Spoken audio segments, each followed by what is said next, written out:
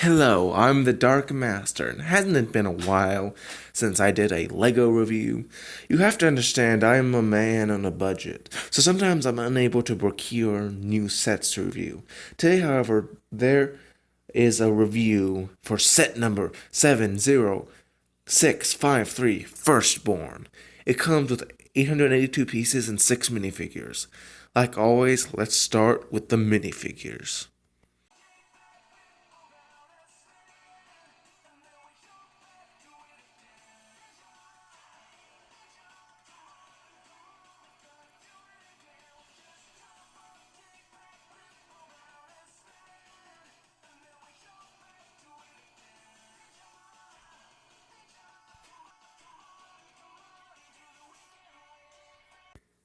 From left to right, we have Coal, Kai, Heavy Metal, Muzzle, Chew Toy, and Jet Jack.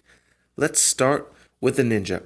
Coal is back and features quite a hefty amount of battle damage, especially on his torso, which makes sense story-wise. He wields a mighty hammer, which makes some level of sense. He also has his usual alternative face. Kai also returns with a asymmetric arms, one with dark red, the other with yellow. However, the black doesn't work as well as Cole, though this isn't the worst example, I can assure you. However, he wields the Dragon Bone Blade.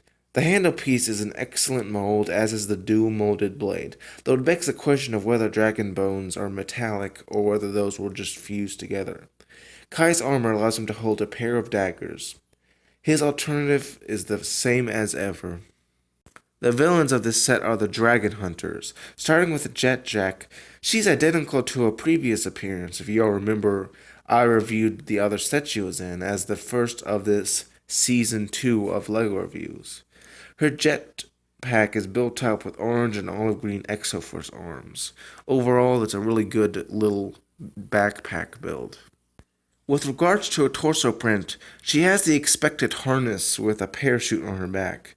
Her leg printing is fantastic with orange chains.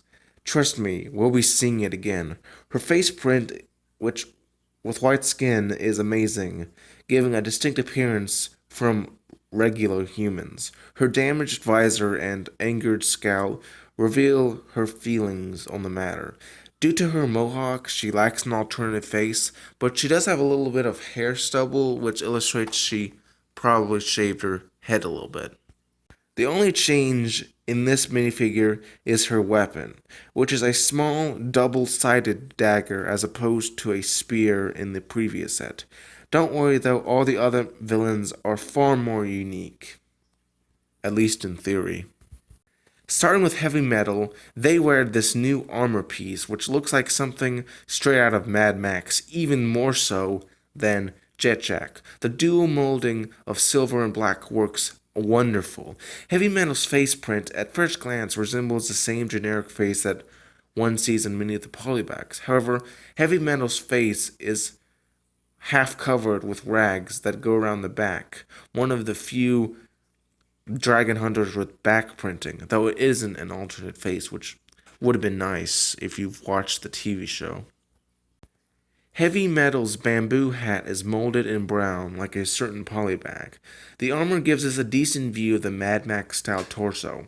The armor and ragged clothes work well. Metal's legs are identical to Jet Jack's, which is unfortunate. Heavy Metal's weapon is a custom-built gun with an orange spikes and black bar on top.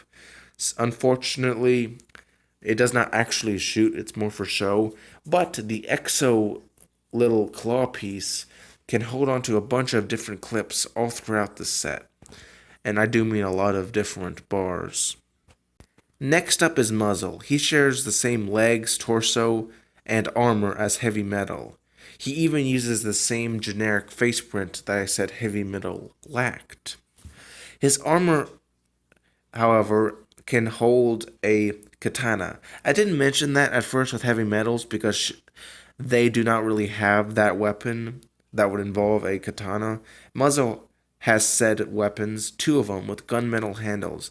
The sole unique feature he sports is a unique cap, or would it be a do-rag, that works very similar to the ninja's upper hood. Overall, this is a generic figure that, is okay, I guess. Last and certainly not least is Chutoy. Despite being the butt of many jokes in both the set descriptions and the TV show, he is one of the most unique of all the dragon hunters. With his helmet, he dons a one-sided horn, which I assume has been damaged. That's why it's like that. Which gives him a kind of a special spunky look, as if he's been through a lot. His face print gives him some chub with mutton chop hairdo in red, which implies he has red hair, which is interesting. His expression is priceless, though. I mean, look at that guy. That guy clearly does not have all his screws loose.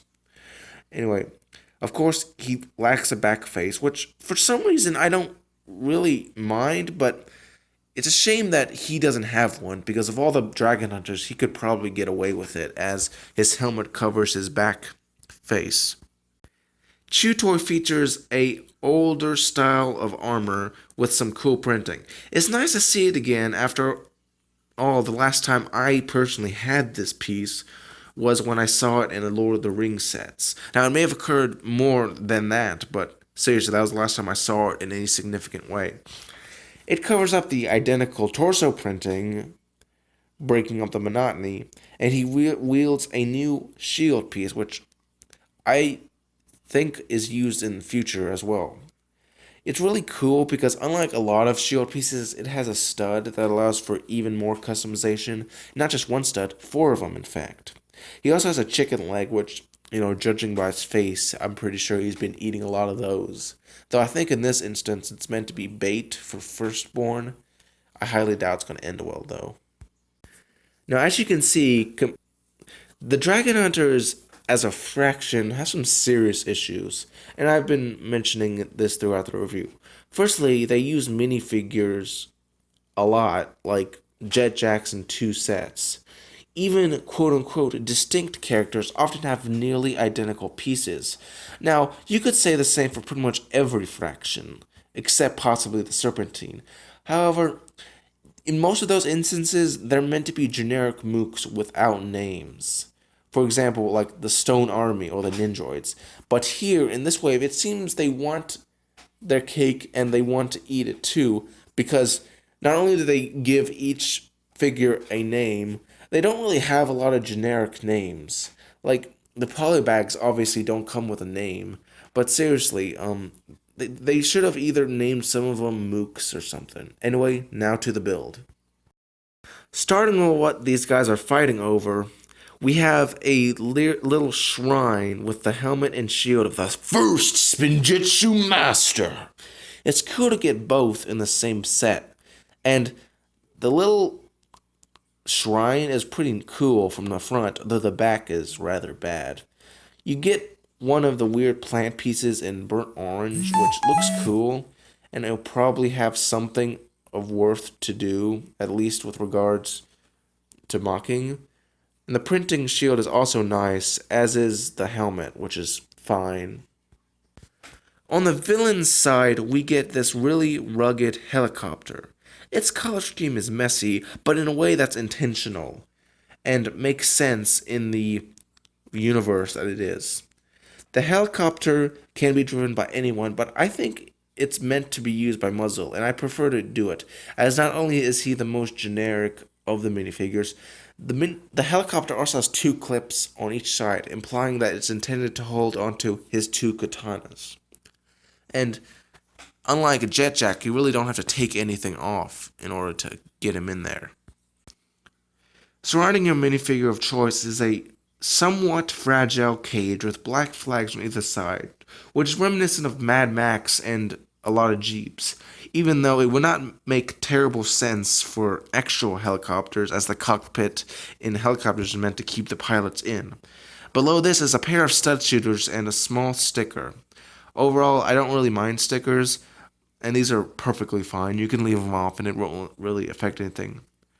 The helicopter sits upon a pair of skis that are clearly meant to serve as a landing gear. Very cool, though it is admittedly simple. The helicopter's blade propeller can be slightly tilted, but it's not much. The engine is built up with addition to the regular engine piece, some really cool spines. The tail is one long piece. Now, normally this is used for architecture, such as in the Hands of Time Wave, but here I think it looks pretty cool. And in the end, it bears another propeller, but with barbs, and a tail fin with stickers that, of course, leaves us with the last build of the set. This last build is FirstBourne. FirstBourne is one of the best Ninjago dragons, period, that I have had the chance to build, with only one minor problem we'll go over in a bit. The wings are fantastic with beautiful plastic wings. Now, I know people prefer the cloth wings because they're more flexible, but in my opinion, I'm really neutral on that. The sheen of plastic works with dragons because scales do have that sort of sheen. The overall color scheme is also amazing. While some might consider it generic, the red dragon, I feel that the addition of orangish yellow plus black and red work really well. The Hunted Wave, I feel, has really perfected the dragon's head build. FirstBourne's head is brick built with a unique horn shape and printed eyes. Sit eyes work far better than the lack of printing or the molded heads, which you couldn't really build at all in previous waves, serving as a great compromise. The body is fantastically majestic with tall legs.